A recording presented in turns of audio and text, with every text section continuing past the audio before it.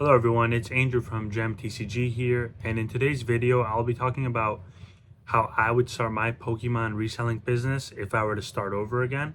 And just for some context, I've been selling Pokemon cards for the past 4 years, and I've done over $300,000 in sales last year and the year before that. And in this video I'll kind of break it down into different types of people, so like people with a lot of money, people with maybe less money but a lot of time, people with not a lot of time and not a lot of money. So different groups like that, so that everyone can learn and everyone can take this information and hopefully utilize it in their own story and situations. And also, if you need more direct help and getting all your questions answered, I do have a Patreon with the link in the bio and the description of this video. So feel free to join that if you're interested. But let's get started on the video. So first, regardless of budget and time, I would recommend that you need these certain items to start this business, which are: one is a thermal label printer. I think it's the most important thing to have in this business because printing shipping labels is very time consuming, especially if you only have a regular printer. So getting a thermal shipping label printer will save you hours, probably every day, if you get a lot of orders, and they're relatively cheap. I think mine was around $100 brand new, and it's lasted me for the past 3 years with no issues. So I'd recommend maybe even buying a used one if that's too much, because you could probably find it on Facebook Marketplace for like $50 if someone's just getting rid of one. So that's a very crucial item. And then of course you need the shipping supplies and other miscellaneous item supplies, and I've actually talked about that in my previous video, so feel free to watch that. I've talked about how to get them the cheapest way possible and what the best items are for a store like this. So let's get into how I would start this if I were a different type of seller and restarting from the beginning. So the first type of person I will look for or look at is someone with not a lot of extra money and not a lot of time as well. Now this is might be a rare scenario, because most times if you don't have a lot of money, you might have a lot of free time, but I know that's different, especially if you have like people to look after and your work takes up a lot of time. But if you have not a lot of time and not a lot of money, this might be hard to start with, but you could definitely still succeed. It just might be a little bit slower. So what I would recommend doing is finding like bulk ultra rare cards, maybe spending like 25 to 50 cents on each card, and then selling them on eBay for like $2.50 to $3 or $5, anywhere in that range. So that way you'll make around $1 to $3 profit on each card, and it won't take a lot of time, because most times people selling bulk ultra rares, they don't have a lot to give up. So you don't have to put up a lot of money to start. You could buy like 20 cards to start for 50 cents each. That's $10, and then you sell them for $3 or $4, and that's $1 or $2 profit for each order. And then another bonus would be if you find some ultra rares that are competitive, and you could list those on TCG Player, and sometimes they'll be going for like $5 or $6 and selling like every day. So an example of that was the Raikou V from Brilliant Stars, or the Dragapult EX from, I think, Temporal Forces or something like that.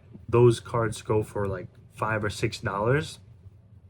And if you buy them at 50 cents, sell them for $5 or $6, that's a huge profit mark, especially if you don't have a lot of money to start with. That can help scale your business a ton, and it will get you headed in the right direction to then have more capital to keep this cycle going. And the way I'd find these type of sales is, or these types of collections, is to go on Facebook groups and post that you're buying ultra rares in bulk.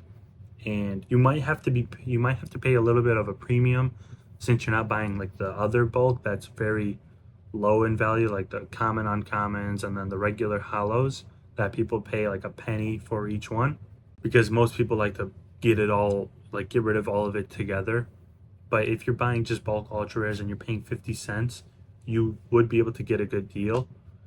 And what this would work for, or at least what I do it for, is VX, V-Star, Trainer Galleries, Amazing Rares, like a lot of those lower end ultra rare cards. You won't be getting secret rares or alternate arts or VMAX and stuff like that, but you will get like the lower end stuff. But in my scenario, that does sell very well, and a lot of my sales are from those types of cards.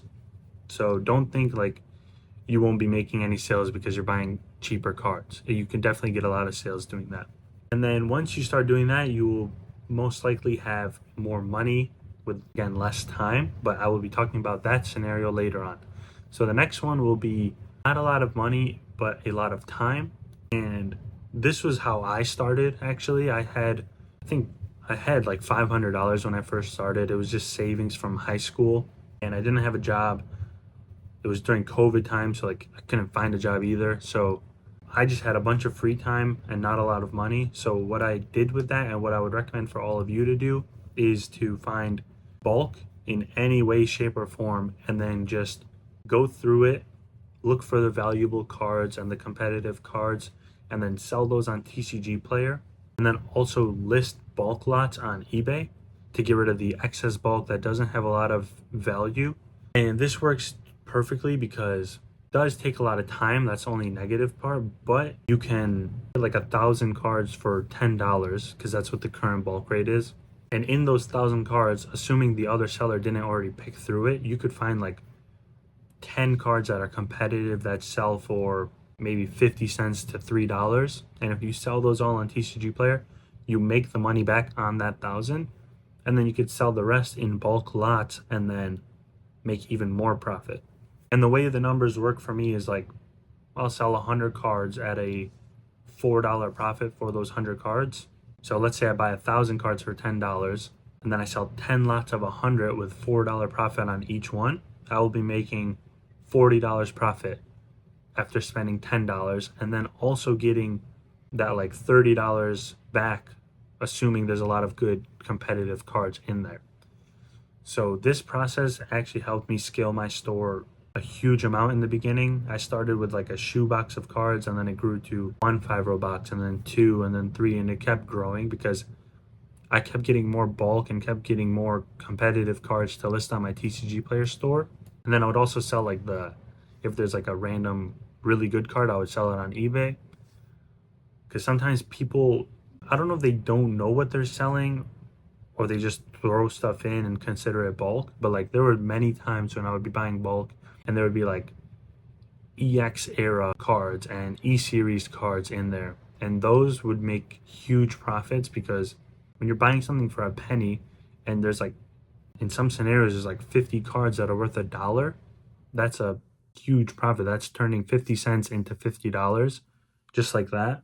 So when you don't have a lot of money to start, but you have a lot of time, that is the ideal way to go.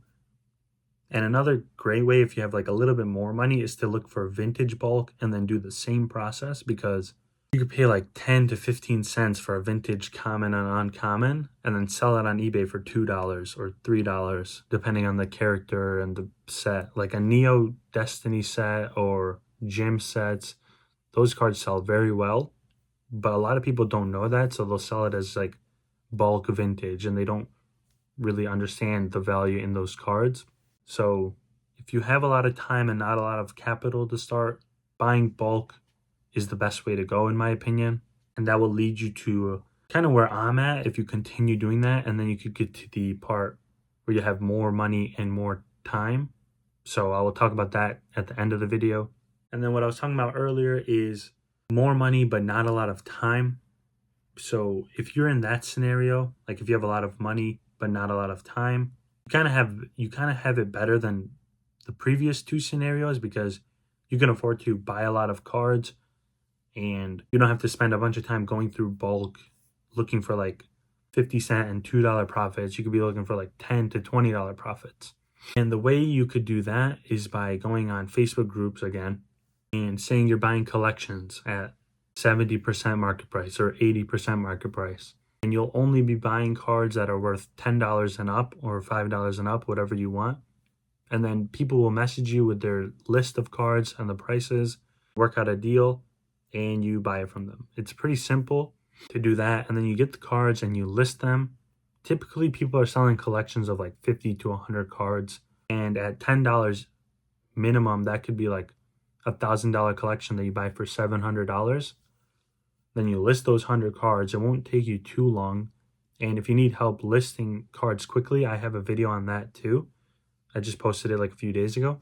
And then the sales will start rolling in because one, cards in the $10 to $20 range sell very quickly because those are usually like the cards that one, people can afford, and two, they're pretty desirable. Like they're more popular characters or more rare. So if you have those cards that you're buying at 70%, you could list them at like 20 to 30% markup and make an easy 20% profit. So if you're doing that on $1,000 collection with a 20% profit, you're clearing $200 and you could list them all and sell them within a month. So if you continue that cycle and continue buying collections at a percentage of market price and then listing them on eBay, you'll be able to make a lot of profit while also committing a little bit or a lot less time than if you were to do bulk lots or $1 to $5 cards. And it would just really help with your scenario.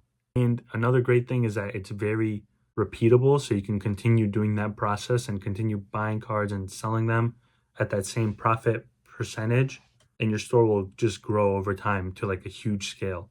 Because after I was doing my bulk method, I went to the singles method, and it's really helped because right now my biggest issue is time. So being able to get cards that are like $10 or more and then selling those at a certain percent of profit is more important to me right now than getting something for a penny and selling it for $2. Even though that's a bigger percentage of profit, I just don't have the time to do that anymore since I have a full-time job, and then the sales on the eBay store are just too much right now, which is a very good thing for me. But I'm just saying, like, time does become an issue when your store starts to scale a lot. And unless you have systems in place to manage that, it can be very tedious and time consuming. So that's what I would do if I had a lot of capital to start, but not a lot of time. And then the last scenario would be a lot of capital and a lot of time. This one is also very rare because most people that have a lot of money to start this typically are very busy, because to get that money, must have been busy with something else or something like that. So I'm not sure how many people fall into this category, but if you do, this is how I would do it if I was starting from scratch again. Basically, I would be doing the bulk method and the singles method at the same time, like in unison. So I'd buy bulk, look through it to find all the competitive cards, and do bulk lots with the rest. So that would get you a huge percentage of profit, but less dollar amounts, and it would help scale your store like inventory wise. And then with the extra capital that I have, I would be buying collections, and I wouldn't filter it to be only $10 and up cards. I would do like any range of cards, maybe not $1 and below, but like $2 and up. And then I would buy it at like 50 to 60% market price, because selling those $2 cards and buying them at 70% market price is just not worth it, because shipping and fees would like eat away most or all of the money that you would make from selling those cards. So you have to offer a lower percentage. But the upside of that is you'll be able to find larger collections because they're not being filtered for like $10 and up, which is pretty hard to get if you're just a regular collector. And you'll be able to grow your store that way as well, and at a larger scale. Because if you have cards from like $1 and up, you will attract buyers in all ranges and people collecting like all types of cards. So it would really help your store if you have a lot of money and a lot of time to do this. But of course, that is a very rare scenario, and maybe that's like the goal to be at, but not something that people would start at. So to wrap it up, I bet most people would be in the not a lot of capital but a lot of time situation, or maybe the little bit extra capital but less time situation. And if you're in those situations, there is hope, because that's how I started. I had not a lot of capital and a lot of time, and I was able to grow from $500 to selling $300,000 worth of Pokemon cards within like a year and a half after starting. And the most important tip from all of this is that you need to reinvest all of your profits into the business. So when you make a sale, don't take that money and then buy shoes with it or buy something like pointless.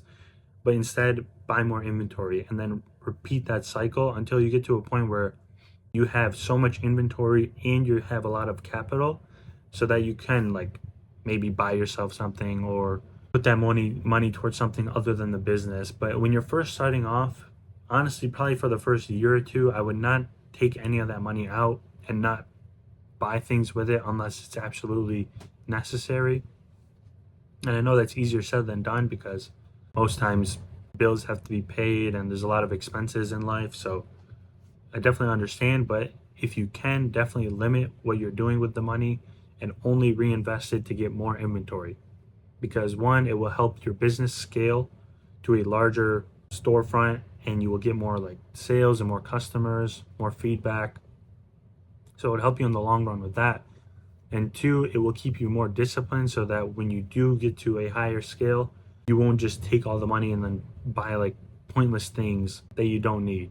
And I think that's one of the great things that this business helped me with was that when I realized that like I could buy $100 worth of cards and turn that into $200, it makes me not want to spend $100 on something pointless, because then I'd be thinking like, okay, I could spend $100 on this shirt, or I could spend it on cards and turn it into 200. So it really helps with like your mindset on things, and it's very important to reinvest the money you make. But I hope you guys found this video helpful, and I hope you all are able to scale it to be at that point where you have a lot of time and a lot of money. So thank you all for watching, and I hope you all have a great day.